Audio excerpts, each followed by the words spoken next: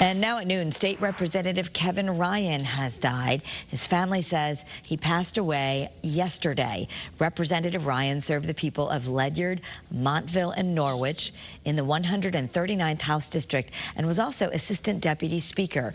The New London Democratic Committee says his commitment to public service will be greatly missed. Governor Lamont has ordered flags to fly at half-staff in his honor.